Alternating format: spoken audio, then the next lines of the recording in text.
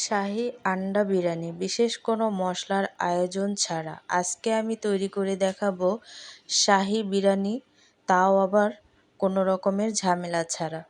তো hi guys, আসসালামু আলাইকুম, welcome back to my channel. কেমন আছো তোমরা সবাই?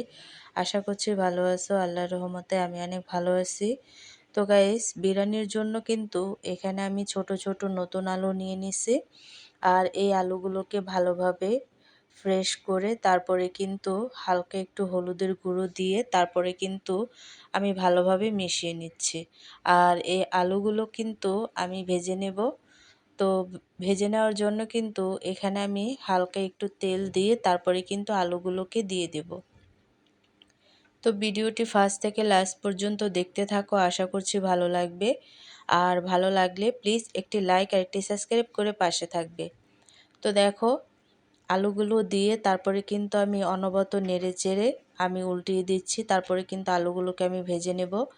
আর এখানে আমি সামান্য একটু মাংস নিয়ে নিছি। আর এই মাংসটাকে আমি ভালোভাবে ম্যারিনেট করে নেব। তার জন্য কিন্তু এখানে আমি দিয়ে দিচ্ছি পেঁয়াজ কুচি, কাঁচামরিচ কুচি, আদা রসুনের পেস্ট, আর এখানে আমি অ্যাড করে দেব গরম মশলার গুঁড়া, আর কি শাহি গুঁড়াটা। তো এখানে আমি পরিমাণ মতো অ্যাড করে দিচ্ছি আর দিয়ে দিচ্ছি স্বাদ মতো লবণ। তো তোমরা চাইলে কিন্তু মাংসটাকে কমিয়ে বাড়িয়ে নিতে পারো, আর কি বেশি এবং কম। তো সবগুলো মশলা দেওয়ার পরে কিন্তু এখানে আমি অ্যাড করে দিচ্ছি তেল। আর এখানে কিন্তু তেমন একটা মশলা দরকার নেই, আর কি বেশি একটা মশলা অ্যাড করব না। তো দেওয়ার পরে কিন্তু আমি অনবরত নেড়ে চেড়ে ভালোভাবে মিশিয়ে নেব। তো দেখো, এই মাংসটাকে কিন্তু ভালোভাবে মিশিয়ে নিছি। আর এখানে কিন্তু আলুটা একেবারেই লাল হয়ে গেছে, দেখতেই পাচ্ছ একেবারে লাল বর্ণের হয়ে গেছে। আর আলুটা লাল বর্ণের হয়ে যাওয়ার পরে কিন্তু এক সাইডে রেখে এখানে আমি মাংসটা বসায় দিছি। আর মাংসটাকে বসানোর পরে অনবরত নেড়ে চেড়ে ঢেকে দেব। আর ঢেকে দেওয়ার পরেই দেখবে যে মাংস থেকে পর্যাপ্ত পরিমাণের পানি বের হয়েছে। আর এই পানিটা দিয়েই কিন্তু এই মাংসটাকে আমি একেবারে ভাজা ভাজা করে কষিয়ে নেব।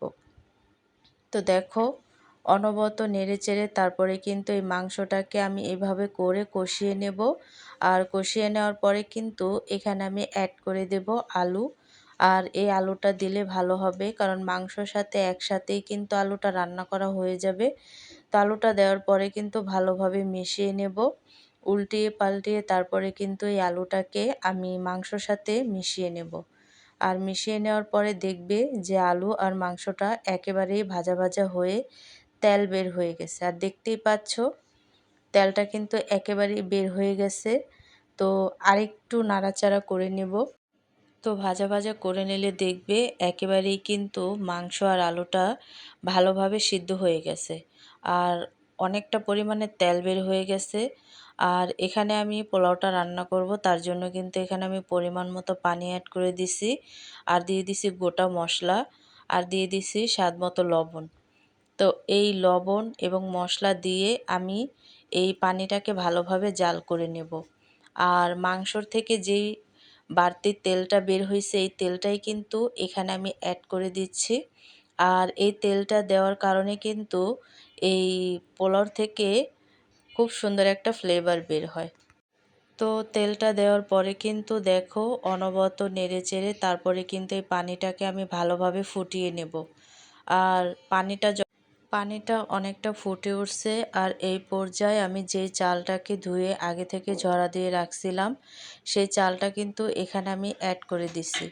আর দেওয়ার পরে কিন্তু অনবরত নেড়ে চেড়ে এই চালটাকে বলক তুলে নেব। আর দেখো চালটা কিন্তু বলক চলে আসছে। আর এই পর্যায়ে এসে এই চালটাকে অনবরত নেড়ে চেড়ে আমি এখন হালকা আঁচে দম দিয়ে দিয়ে তারপরে কিন্তু এই পোলাওটাকে রান্না করে নেব। আর বারবার উল্টিয়ে পাল্টিয়ে দেব। তো দেখো, পানিটা কিন্তু অনেকটাই শুকিয়ে গেছে। আর এই পর্যায়ে হালকা আঁচে আমি এই চালটাকে দমে রেখে রেখে তারপরে কিন্তু রান্না করে নেব। তো আরেকবার উল্টিয়ে দিচ্ছি যাতে কোনো সাইডে কাঁচা থেকে গেলে সেই চালটাও ফুটে যায়। তো এভাবে করে অনবরত নেড়ে চেড়ে তারপরে কিন্তু উল্টিয়ে পাল্টিয়ে আমি পোলাওটাকে রান্না করে নেব। আর এভাবে রান্না করলে দেখবে যে এক সময় চালটা কিন্তু সম্পূর্ণই ফুটে গেছে। আর ফুটে যাওয়ার পরে কিন্তু এখানে আমি যে মাংস আর আলুটা আগে থেকে রান্না করে রাখছিলাম সেটা কিন্তু এই অবস্থায় দিয়ে দিতে হবে, যাতে হালকা একটু পানি আছে। এই সময় যদি তোমরা এই মাংস আর আলুটা দাও তাহলে কিন্তু চালের সাথে ভালোভাবে একেবারে মিশে যাবে। তো দেখো আমি কিন্তু উপরে সম্পূর্ণ মাংস আর আলুটাকে দিয়ে দিছি।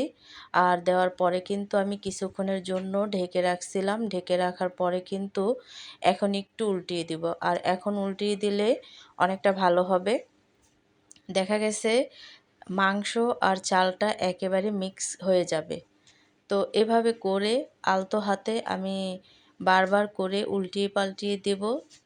আর দেখবে যে চাল আর মাংস এক হয়ে গেছে। তো এভাবে উল্টিয়ে পাল্টিয়ে দিলে বারবার দেখো একেবারেই কিন্তু মাংস আর চালটা এক হয়ে গেছে। আর এখন কিন্তু একেবারেই মিশে গেছে। তো এভাবে করে কিন্তু আমি পোলাওটা রান্না করব। আর রান্না করা হয়ে গেছে। তো এখন আমি এখানে দিয়ে দিব ডিম। তো ছোট বড় যে কোনো ডিমই কিন্তু তোমরা দিতে পারো। তো আমি সৌন্দর্যের জন্য কিন্তু ২ রকমের ডিমই এখানে ইউজ করছি। তোমরা চাইলে এক রকমের ডিম দিয়েই কিন্তু করতে পারো। আর তোমরা চাইলে কিন্তু এই ডিমগুলোকে আলু বা মাংসর সাথেও রান্না করে নিতে পারো। তো আমি একটু সাদা টাইপেরই রাখছি যাতে দেখতে অনেকটা ভালো লাগে। তো তোমরা চাইলে কিন্তু অন্যরকম করে রাখতে পারো। তো দেখো এখানে কিন্তু পরিবেশন করে নিছি। আর কতটা সহজভাবে এই বিরিয়ানিটি রান্না করা যায় দেখলে তো গাইস।